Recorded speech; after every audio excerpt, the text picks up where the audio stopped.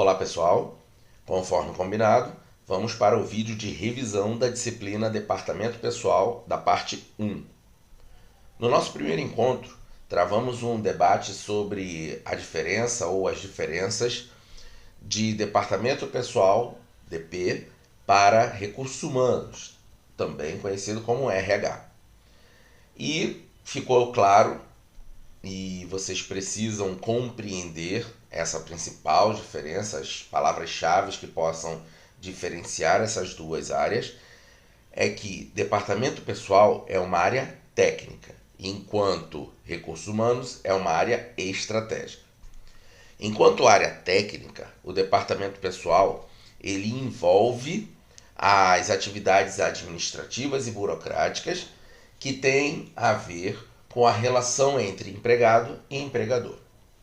Já o recursos humanos, ele se envolve com a relação propriamente dita, enquanto gestão de pessoas, que vai fazer com que o clima organizacional, a qualidade de vida no trabalho e tantas outras áreas da área de recursos humanos possam ser úteis para que essa relação entre empregado e empregador seja a melhor possível. E vale lembrar que essa relação ela vai também refletir numa melhora, se for o caso, na relação do empregado e do empregador para além da empresa, né? Para além dos limites da empresa. Ou seja, com os seus clientes externos, com seus fornecedores, com o poder público e por aí vai, né? Então, resumindo, a diferença entre departamento pessoal e recursos humanos é que departamento pessoal é uma área técnica que envolve atividades administrativas e burocráticas na relação de empregado e empregador, enquanto recursos humanos é uma área extremamente estratégica que vai fazer com que a relação do empregado e empregador seja tão boa quanto possível para que isso reflita um bom atendimento ao público externo, como cliente externo, como poder público, como fornecedores, como a comunidade no entorno da empresa e, é claro, internamente, né? Essa relação entre empregado e empregador, quanto melhor, mais saudável é para um e para outro. Ok, pessoal? Vamos para um outro tópico de nossos estudos. Veja bem, muito cuidado com a questão. Olha o que você vê na tela. É uma afirmativa. Não quer dizer que a afirmativa esteja certa. Vamos. A administração ocorre após o processo de ambientação. Isso é uma verdade ou é uma mentira? Independente da resposta, vamos comentar.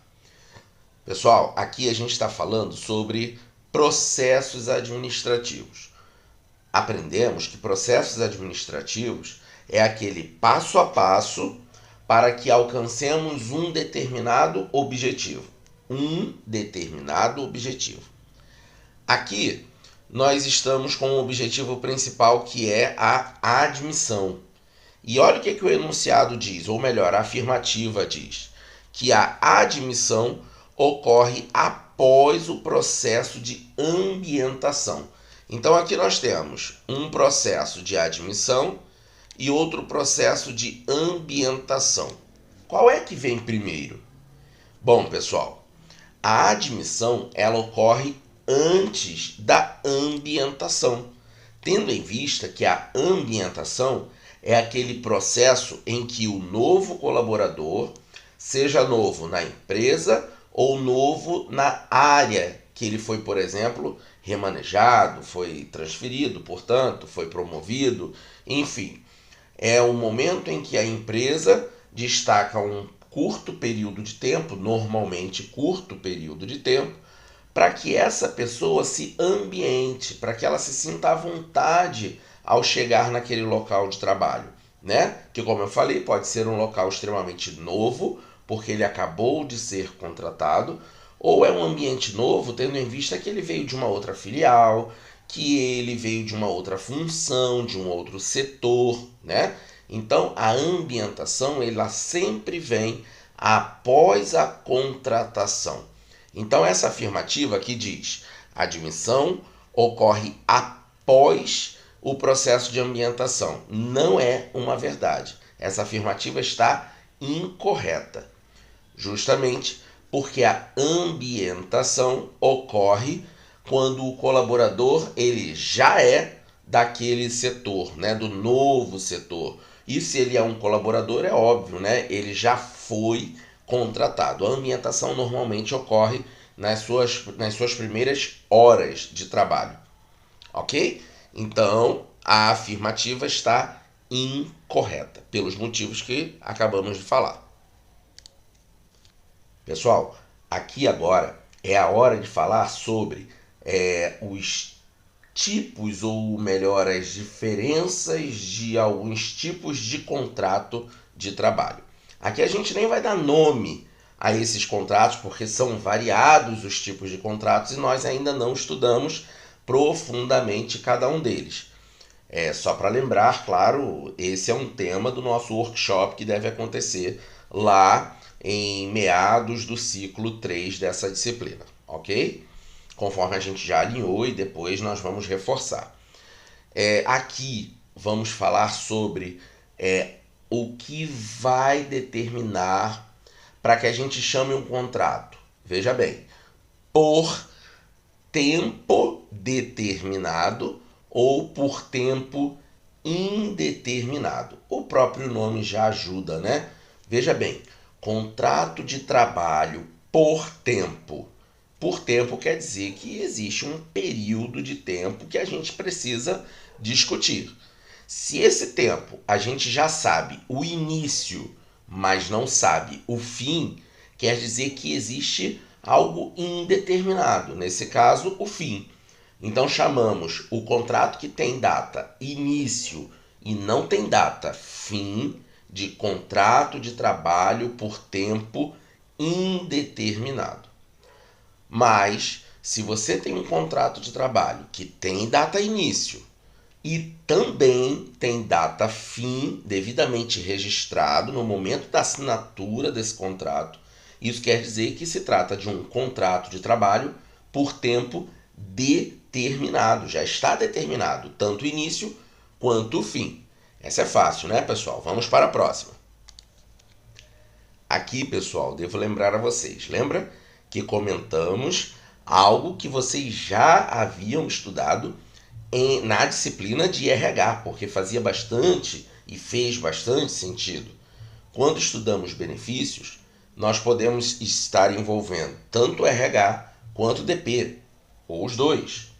Principalmente se estivermos falando de benefícios que estão previstos na legislação, mas que tem brecha na própria legislação, em que o RH se utiliza dessa brecha para melhorar ainda mais certos tipos de benefícios. Vamos aí. Quais são os tipos de benefícios que nós estudamos? Demos nomes. Benefícios legais. Legais no sentido de legislação. Quer dizer que os benefícios legais são aqueles que estão previstos na legislação.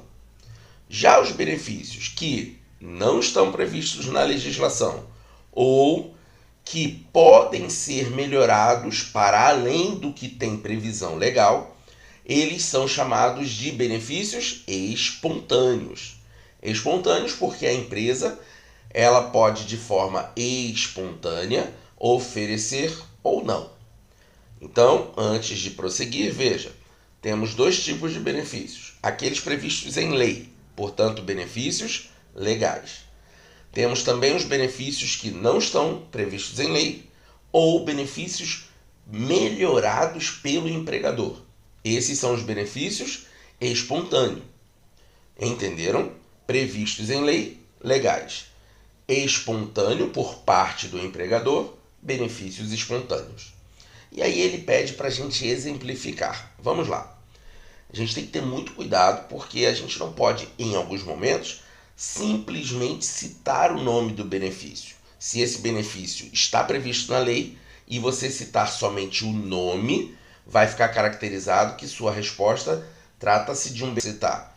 Tratou aquele benefício de uma forma que melhora para o empregado, então você tem que deixar claro que se trata de um benefício espontâneo. Isso vai depender do que você precisa para a nossa avaliação, ok? Uma hora pode ser benefícios legais, outras horas podem ser benefícios espontâneos. Vai de cada caso, presta muita atenção. Vamos aos exemplos. Benefícios legais. O Vale Transporte, o Auxílio Transporte é um benefício legal. Ele está previsto em lei.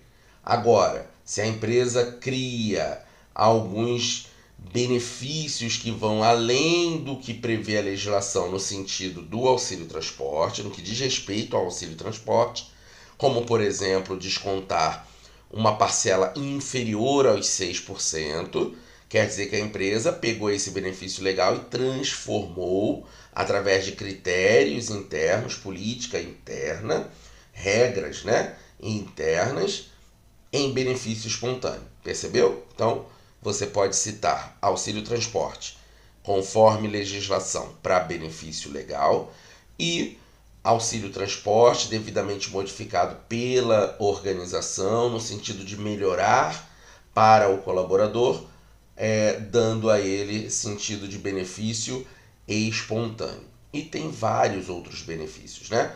Vamos citar alguns espontâneos. O vale refeição, vale alimentação, se não tiver previsão em nenhuma determinação legal, nenhum acordo coletivo, então ele é um benefício espontâneo. Desconto em farmácia, desconto em faculdade, desconto em academia, vale cultura, seguro de vida, seguro de saúde, plano odontológico, né? E tantos outros, como benefício auxílio de creche e muitos outros. Todos eles não previstos na legislação, portanto, benefícios espontâneos. Todos aqueles previstos na lei, então, são benefícios legais.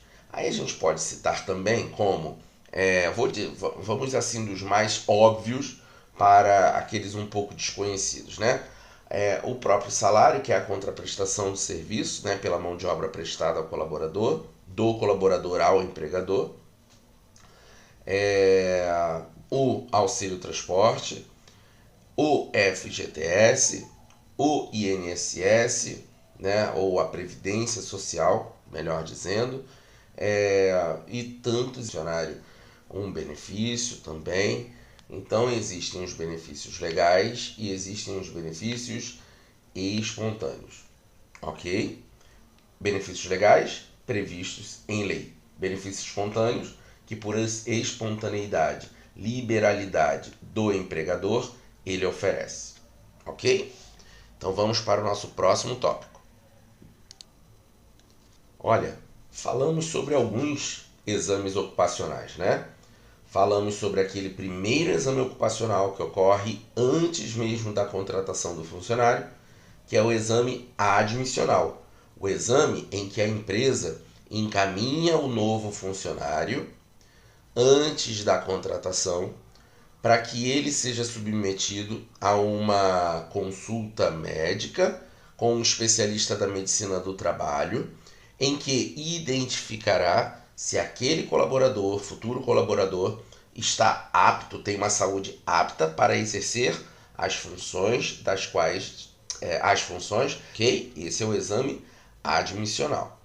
Tem um exame também que é oferecido e deve ser oferecido pela empresa quando o funcionário vai ser desligado ou se desliga, que é o exame demissional.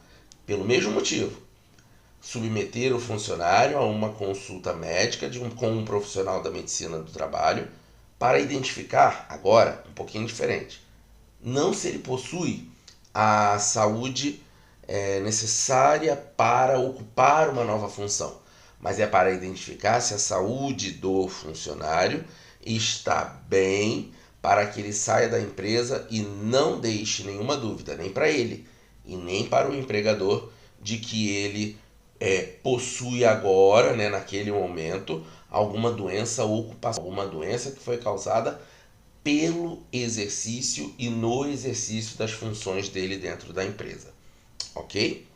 Temos também um exame de retorno de licença, que é quando o funcionário sai de licença por algum motivo e que ao retornar a empresa deseja, né, também saber se ele está retornando com uma boa saúde necessária para ocupar as funções dele no cargo que ele é contratado, ok? E a gente tratou aí um quarto exame, que é o exame periódico, que acontece quando, de tempo em tempo, quando a empresa volta a submeter o funcionário a esse exame, ou melhor, a essa consulta a um médico profissional da medicina do trabalho, que vai identificar se a saúde dele permanece tão boa enquanto ele estava sendo admitido, ok? E por último, um quinto exame que nós conversamos foi o exame de troca de função. Se o funcionário passa a exercer uma outra função cuja necessidade de uma saúde seja especialmente diferente, ainda que de forma singela ou não, né, completamente diferente, vamos citar aí algum exemplo, mas se a saúde dele precisa ser observada pela ótica de que ele vai exercer uma nova função, ele vai ter um desgaste físico diferente, por exemplo, ele vai ter que utilizar algum sentido diferente do que ele utilizava antes. E aí cito o exemplo, o funcionário que passa a exercer atividade em que ele vai fazer parte, por exemplo, de uma equipe de call center. Então ele precisa fazer o exame, por exemplo, da audiometria, para ver se ele possui uma boa saúde nesse sentido, né? Se a audição dele está em perfeito estado e o suficiente para ele ocupar aquela função, né?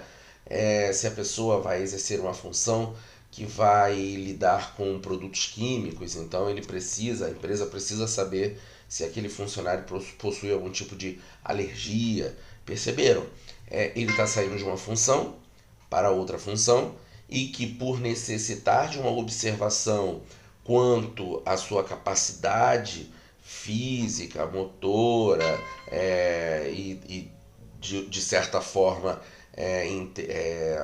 psicológica, né? Se for o caso, em alguns casos de fato, se esse funcionário está apto a ocupar essa nova função ou se não, né? É melhor esperar uma outra boa oportunidade para transferi-lo ou para promovê-lo. Espero ter ficado claro aí, tá? Troca de função, em alguns casos, precisa que o funcionário seja observado, tenha essa consulta agendada aí com o médico para identificar eventuais necessidades ou se está apto ou não a exercer essa nova função, ok? E aí, pessoal, esse foi um assunto que nós debatemos bastante, né? E que, partindo dele, a gente acabou também comentando sobre outros tipos de salários, né? De faixas salariais, e espero que nos próximos minutos isso você consiga rememorar e perceber que você está 100% alinhado aí com esse debate e vamos fazer uma boa avaliação. Vamos lá, o que nós temos a falar de salário mínimo? Bom, primeiro salário. Salário é a contraprestação pela mão de obra, né, do empregado ao empregador. Então, se o empregado oferece a sua força, a sua mão de obra a um determinado empregador, esse empregador precisa remunerá-lo, né, pela contraprestação, pela mão de obra que ele precisou, né, que ele se ocupou, que ele se beneficiou do então colaborador. Por essa mão de obra, o empregador tem que pagar em dinheiro o seu funcionário. E que salário e que dinheiro é esse? É um salário. E aí a gente conhece que conheceu que tem um nome chamado salário mínimo. Salário mínimo, já diz o nome, é o menor salário que pode ser pago a um empregado seletista, portanto que esteja vinculado de acordo com as regras previstas na consolidação das leis do trabalho, e esse salário está também vinculado a uma determinada carga horária máxima. Estamos falando nos dias atuais, em 2022, de um salário de R$ 1.212 por uma carga horária de 220 horas mensais. Então, vou abrir aqui uma calculadora para a gente também falar sobre algumas outras referências em relação ao salário mínimo. Veja bem, pessoal. Talvez vá ocupar um pouquinho a tela aí.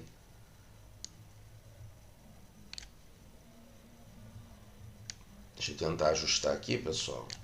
Bom, esse é o mínimo. Aliás, é verdade. Esse é o mínimo que eu posso demonstrar. Vou colocar um pouquinho assim para cima, para ver se a gente consegue visualizar os números e os resultados, tá? Hoje o salário é de R$ 1.212 por uma carga horária de 220. Então, se quisermos responder quanto ganha este funcionário que recebe 1.212 e tem um contrato de 220 horas, a gente quer saber quanto que ele ganha por hora, basta a gente dividir o salário de 1.212 por... Só um instante, pessoal. Já volto. Oi, pessoal, voltando. Bom, nem lembro muito bem de onde nós paramos, mas pelo que tá na tela aqui, a gente estava fazendo aquela divisão, né? Veja, pessoal, se o salário mínimo é de 1.212, os valores atuais, né? O valor atual de 2022.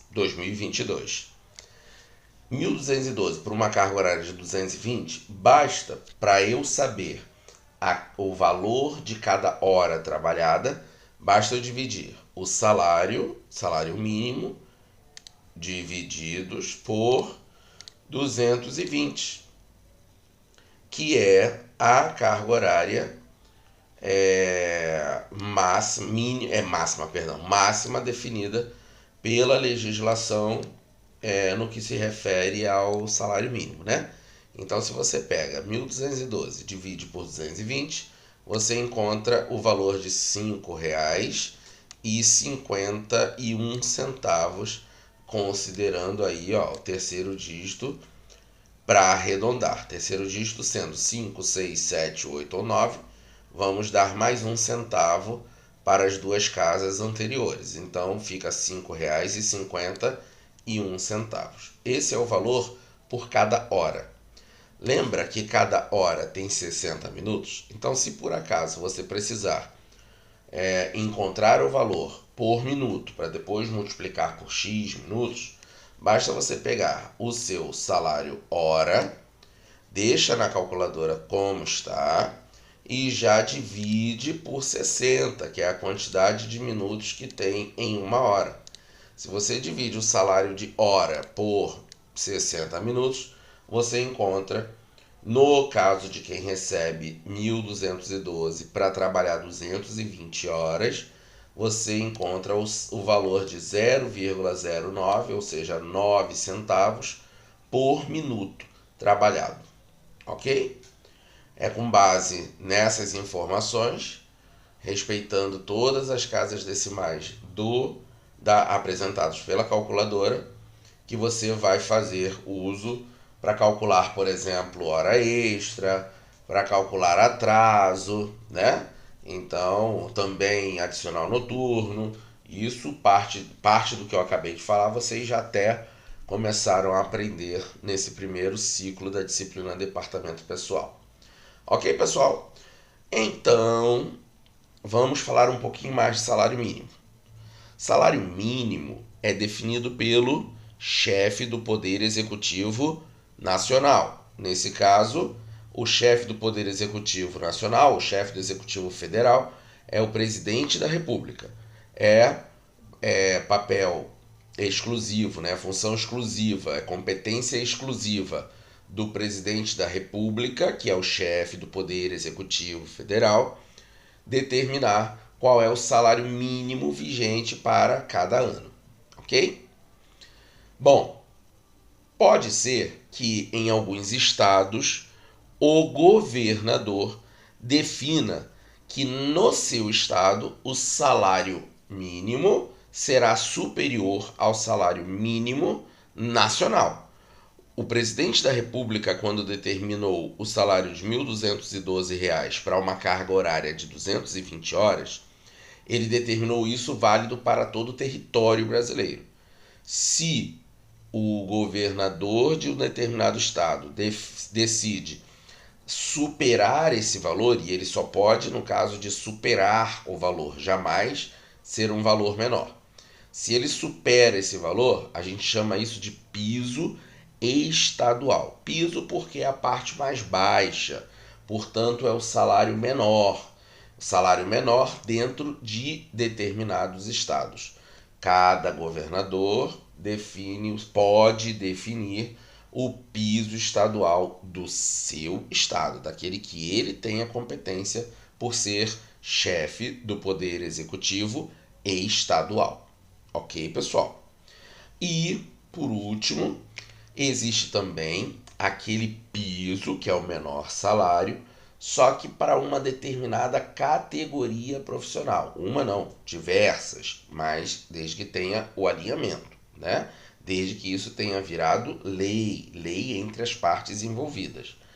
Nós demos o exemplo da recente movimentação relacionada a piso de categoria de alguns profissionais da área da saúde, como os enfermeiros, os auxiliares, os técnicos em enfermagem, parteiras, que recentemente, salvo engano, já está definido pelo Congresso, mas falta o presidente da República dizer que sim ou que não, e claro que tem toda uma burocracia para isso, porque mesmo que ele diga que não, o Congresso pode derrubar esse veto, né? Porque quando ele diz não é porque ele está vetando. E mesmo se ele vetar, o Congresso também pode alterar. E mesmo que ele se omita em relação a essa decisão, o Congresso também decide, então, portanto, pela vigência, já que ele se omitiu dentro do prazo legal estabelecido em lei, tá?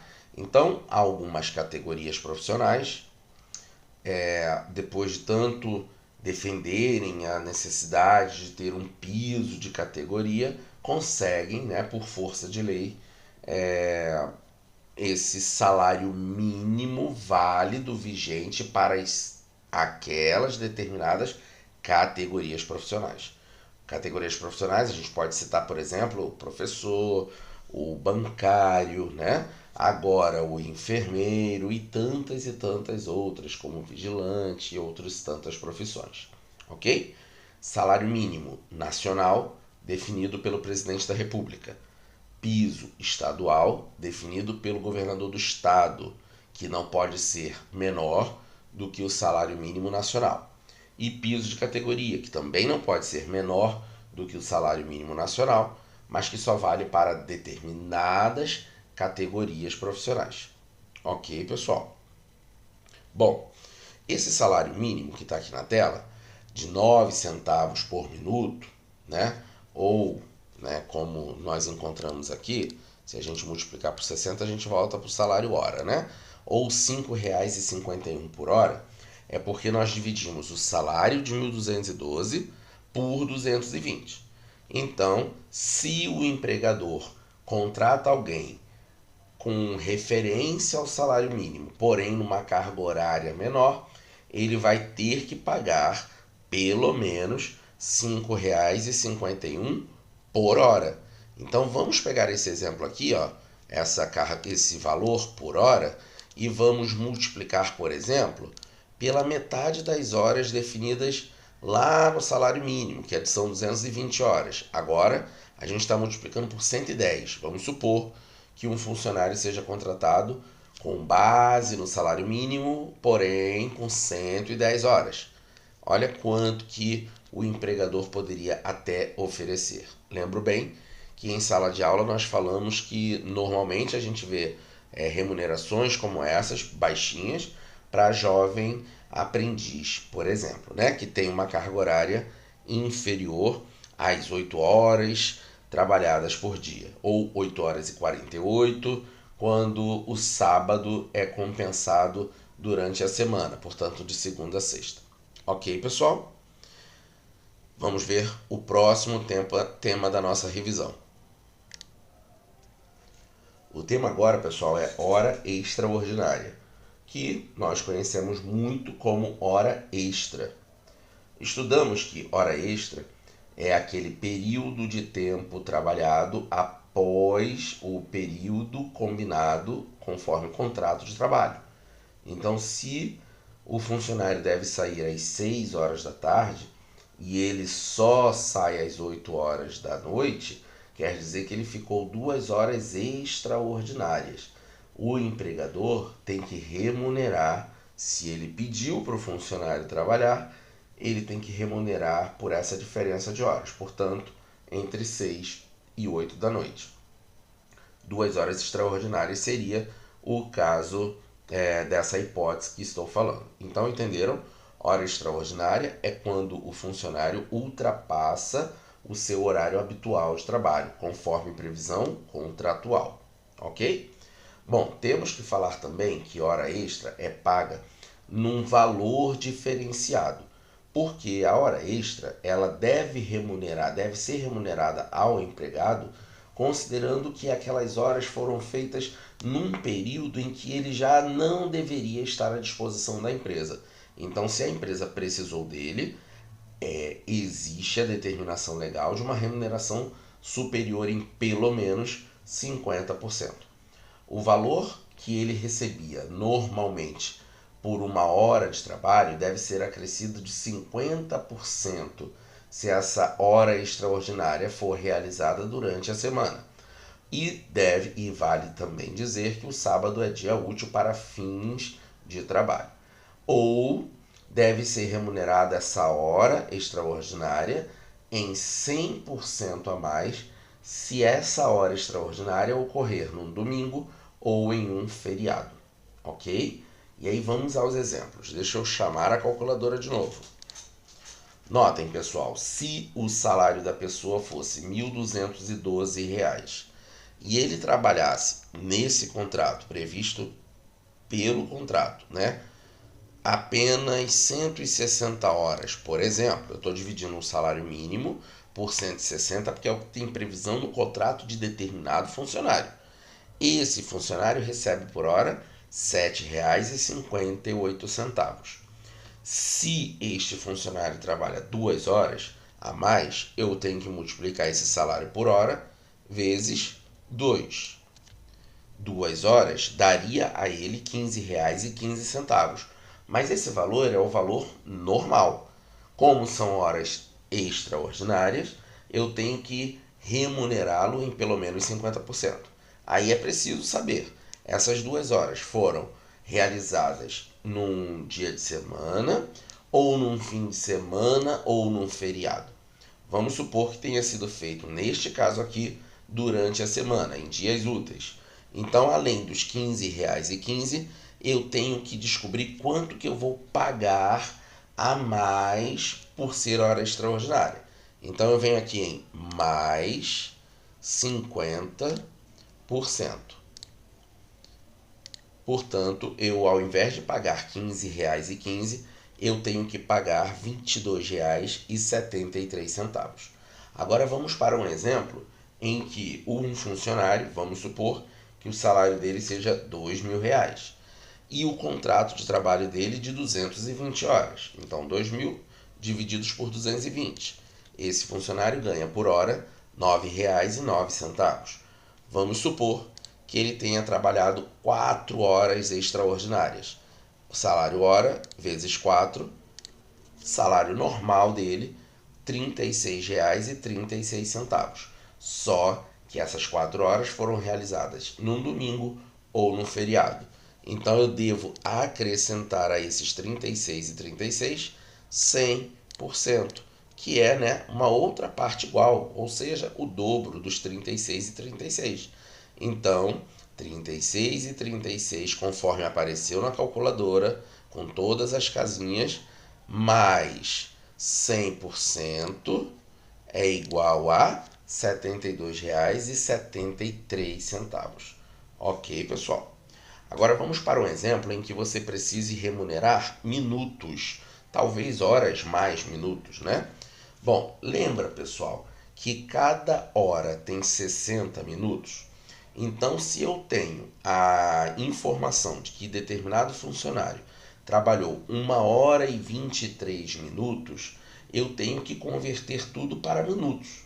E eu ensinei a vocês, claro que vocês também já sabiam, só rememorei, né, com vocês, de que se eu tenho 1 hora e 23 para converter em minutos, é a mesma coisa de dizer 60 minutos, que equivale a 1 hora, vezes 1, porque eu estou falando de 1 hora, claro que essa conta você faria também de cabeça, mas 60 vezes 1 são 60 minutos, mais 23 minutos, portanto, 1 hora e 23 minutos é igual a 83 minutos.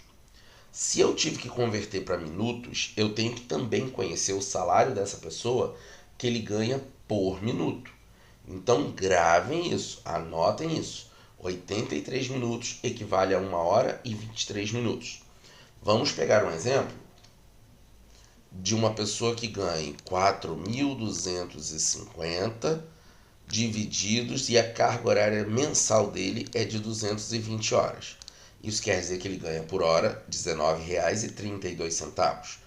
Se eu divido essa hora por 60, eu descubro o salário por minuto. Se esse funcionário fez 83 minutos de hora extra, eu multiplico o salário minuto por 83. Encontro R$ 26,72, mas aí eu ainda estou falando da hora normal. Como ele fez hora extra, vamos supor que em dias de semana, eu vou aumentar em 50%. Eu deverei pagar por esses 83 minutos de horas extraordinárias em dia de semana ao funcionário que ganha, né, por minuto aquilo que estava na tela agora há pouco, R$ 40,09. Ok, pessoal? Agora vamos fazer um exemplo desse de minutagem, só que com hora extra de 100%. Vamos supor um funcionário que ganhe R$ 3.400 e a carga horária dele seja de 120 horas. Quer dizer que ele ganha por hora R$ 28,33. Se eu vou dividir isso por minuto, eu divido por 60. Então ele ganha por minuto 47 centavos. Se esse funcionário fizesse aqueles 83 minutos, eu multiplicaria isso por 83. 39,19 seria o valor normal, mas como foi hora extra, eu vou acrescentar, e se a hora extra foi no domingo ou no feriado, eu vou acrescentar 100%. Portanto, eu vou dobrar e eu deverei pagar R$ 78,39. Espero que já tenha ficado bastante claro e vamos para o nosso próximo tópico. Pessoal, essa é a sigla para Fundo de Garantia do Tempo de Serviço, FGTS. Falamos bastante sobre FGTS, que FGTS é um fundo monetário que recebe depósitos normalmente mensais via empregador, que é o responsável pelo pagamento, sem lançar em desconto ao funcionário. Ele é o responsável por desembolsar dele, né, do bolso dele, da empresa, né, pagar esse FGTS ao funcionário. Só que ele não paga diretamente ao funcionário, ele deposita numa conta que no caso é na Caixa Econômica Federal. Esse valor é definido por um cálculo baseado em um percentual. Cada funcionário seletista tem direito a 8% de sua remuneração bruta. Já os jovens aprendizes, eles recebem apenas 2% de sua remuneração bruta. Então vamos ao exemplo. Vamos à calculadora. Se um funcionário ganha R$ 3.500 de salário bruto, o empregador deverá calcular vezes 8% e ele depositará, o empregador depositará em nome, em favor do empregado seletista, R$ 280 numa conta especial junto à Caixa Econômica Federal para esse fundo de garantia, o FGTS do funcionário. Já se for um jovem aprendiz, vamos supor que ele ganhe 1.212, o empregador deve calcular vezes 2% e, nesse caso, depositar R$ 24,24 também numa conta especial para o fundo de garantia daquela empresa, vinculado àquele contrato, junto à Caixa Econômica Federal, em favor do jovem aprendiz, ok? Aprendemos também que esse fundo ele fica à disposição do funcionário, do cidadão, da pessoa que recebe esse dinheiro, vai recebendo esses depósitos mensais, em algumas situações, de acordo com a previsão legal, de acordo com o que prevê a lei do FGTS. Ok, pessoal? Vamos ao próximo tema. Pessoal, agora um tema que nós estudamos bastante, Auxílio transporte. Bom, para recordar, o auxílio transporte ele é um benefício legal, porque a legislação prevê que todo empregado tem direito a receber o auxílio transporte e que é dever do empregador pagar por esse auxílio transporte. Se o empregado requisita esse benefício, ele precisa formalizar. Essa formalização acontece no primeiro momento, na contratação, cuja responsabilidade é do departamento pessoal de apresentar essa possibilidade, as condições para o benefício do auxílio transporte. E o novo funcionário deve marcar nesse formulário que ele recebe no ato da contratação se ele tem ou não interesse pelo benefício legal, que é o auxílio transporte. Se ele marca sim, ele também tem que informar a empresa qual é o percurso que ele faz de casa para o trabalho e do trabalho para casa, incluindo nesta informação a linha de ônibus que ele pega, do transporte público, qual seja, e o valor da passagem, da ida e da volta. A empresa, com essa informação, deve efetuar alguns cálculos, O cálculo que é pertinente ao valor do crédito, o valor do depósito, que vai ser destinado e colocado à disposição do funcionário, e o valor, em um outro momento ela faz essa conta, o valor que, segundo a legislação, o empregador pode descontar do funcionário. Essa informação, segundo a lei, diz que é de até 6% da remuneração base do funcionário, limitado ao valor do crédito. Então, se ao calcular, o departamento pessoal identifica que o funcionário recebeu de depósito R$ 180 e o próprio RH calcula 6% do salário base dele e encontra o valor de R$ 190, por exemplo, você vai olhar para o 180 do depósito e 190 do cálculo. Você sempre deverá lançar no contra-cheque do funcionário o menor valor entre esses dois que eu falei. O valor do depósito, que foi 190, foi 180, e o valor de 6% do salário dele, que foi, nessa hipótese aqui, R$ 190. 180 e 190, eu vou olhar para os dois e vou escolher, claro, sempre o menor, mesmo que a diferença seja pouca. Mas nesta hipótese que nós acabamos de falar, o lançamento do desconto no contra-cheque da pessoa seria de R$ 180. Ok? Vamos a um exemplo, por exemplo, de R$ 100 de depósito e 200 de 6%. Ou seja, eu vou cobrar no contra-cheque dele o menor valor. R$ 90 ou 200? Será o R$ 90. mesmo que seja o inverso, mesmo que o depósito seja de R$ 120 e os 6% de R$ 80.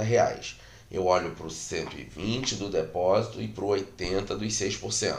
O menor dele, nesse caso, é R$ 80. Então, eu vou lançar o 80. Eu sempre vou olhar para o valor do depósito e para o valor equivalente a 6%. O menor deles vai ser lançado no contra-cheque a título de desconto. Nós também estudamos de que a empresa pode criar uma regra e beneficiar o funcionário descontando dele menos do que 6%. Ainda assim, não muda a regra. Você tem que calcular o valor do depósito e calcular o valor referente ao percentual que a empresa está oferecendo. Se a empresa, ao invés de cobrar 6%, decide cobrar 3%, ele vai fazer o cálculo do depósito e o cálculo de 3%, que é essa hipótese, referente ao salário base dele. Se os 3% significar, por exemplo, R$ 100 e o depósito for R$ 150, você tem, enquanto departamento pessoal, que lançar no contra-cheque do funcionário o menor dos valores encontrados, ou do depósito ou do percentual aplicado. Ok? Ficou claro, pessoal? Vamos tentar aqui, elucidar com uma continha. Vamos supor que o salário da pessoa seja R$ 2.800. Eu vou calcular 6%, que é vezes 6%, e descubro que o valor possível referente ao percentual máximo permitido em lei é de R$ 168. Se por acaso esse funcionário gasta R$ 5,20 para ir e R$ 4,50 para voltar, ele gasta R$ 9,70 por dia. Se naquele mês ele trabalhou 22 dias, foram pagos a ele 22 dias, então ele recebeu de crédito R$ 213,40. Eu tenho que ver qual é o menor valor entre este valor e o valor apurado no percentual. Ok, pessoal? E sempre lançar o valor menor. Espero ter ficado claro. Esse foi um assunto bastante discutido em sala de aula. E agora, pessoal, salvo engano, o nosso último tema estudado na primeira parte da disciplina Departamento Pessoal. Lembrando que ficamos devendo 2 ou 3 tópicos de Departamento Pessoal 1 que tem que ser estudado no início de Departamento Pessoal 2, tá? A gente não pode abrir mão de conteúdo. A gente simplesmente não conseguiu aplicar todos os estudos de todos os temas no primeiro ciclo. Então nós vamos no segundo ciclo estudar todo o conteúdo do segundo, mais o que ficou faltando no primeiro. Peço desde já a compreensão de vocês e a atenção para esse tópico, porque a gente não pode continuar com talvez a palavra não seja adequada, mas a lentidão que nós conseguimos aplicar, que foi aplicada, que acabou acontecendo em DP1, precisa ser diferente para DP2. A gente vai ter mais temas e o mesmo tempo para estudar, ok? Bom, sem mais delongas, para encerrar aqui, com 50 e pouquinhos minutos, salário família é um benefício legal, portanto previsto em lei, responsabilidade do empregador em pagar ao funcionário que cumpra algumas regras, a começar pelo valor do salário bruto deste funcionário. Em relação a 2022, essa tabela ela alcança R$ 1.655,98. Se o funcionário receber até R$ 1.655,98, esse funcionário está elegível ao salário família. Não quer dizer que ele tenha o direito, porque para ele ter direito, ele precisa cumprir outras regras. Que regras são ele ter filho, e não é qualquer idade.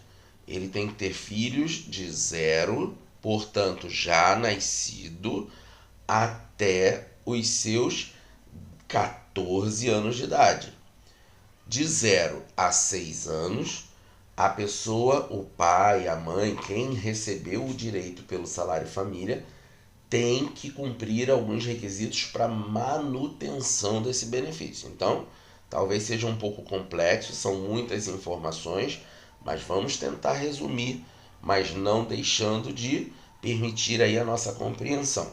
Salário família é um benefício legal previsto, portanto, em lei, onde o funcionário tem direito de receber um determinado valor, que em 2022 está sendo de R$ 56,47, se ele tem um salário bruto, uma remuneração de até R$ 1.655,98. Se ele tem até esse valor e tem filho ou equiparado, que é aquela criança que está sob responsabilidade do funcionário, né? Se ele tem um filho ou equiparado de 0 a 14 anos de idade, ele tem direito a R$ 56,47 por filho ou equiparado. Lembrando que essa idade de 14 ela pode ser superada para o caso do filho deficiente e que esteja reconhecidamente pela Previdência Social como dependente daquele funcionário que também tem uma remuneração de até R$ 1.655,98. Para as crianças de 0 a 6 anos, os seus pais, né, o funcionário, tem que apresentar de tempo em tempo a caderneta de vacinação. Todo ano, você, enquanto pai, né, o funcionário, tem que levar para a empresa um documento que comprove a atualização da carteira de vacinação daquela criança de 0 a 6 anos de idade. Até os 14 anos, né, superada essa idade da carteira de vacinação, e até os 14 anos, o pai, que é funcionário, ou a mãe, que é funcionária, deve apresentar de 6 em 6 meses um comprovante de frequência escolar. Se os pais não atendem a esses requisitos de manutenção do benefício, a empresa pode suspender o benefício, tendo em vista que os pais, né, o funcionário no caso, não cumpriu os requisitos de manutenção. Ok, pessoal? Bom, acredito realmente que esse seja o último tópico. Fico à disposição de vocês, mas se vocês escutaram esses áudios, ficaram atentos às observações, que eu também procurei falar bem devagar, por isso que ficou até superior ao tempo que eu previa para o nosso resumo, né? Para a nossa revisão. Se você prestou bastante atenção, você vai fazer uma ótima prova. Estudem, são muitos detalhes, mas estudem muito agora para aprender agora, para não necessitar ter que estudar e aprender tudo isso junto com o conteúdo de Departamento 2. É uma dica, é uma sugestão de amigo, para que isso não vire uma bola de neve e você acabe ficando aí zureta de tantas informações que você vai ter que aprender daqui até um mês, né? Que é o nosso próximo ciclo, que já começa na outra semana após a avaliação e vai ter a duração de 4 semanas, porque a quinta já é novamente a avaliação. Pessoal, um grande abraço e até mais. Tchau, tchau.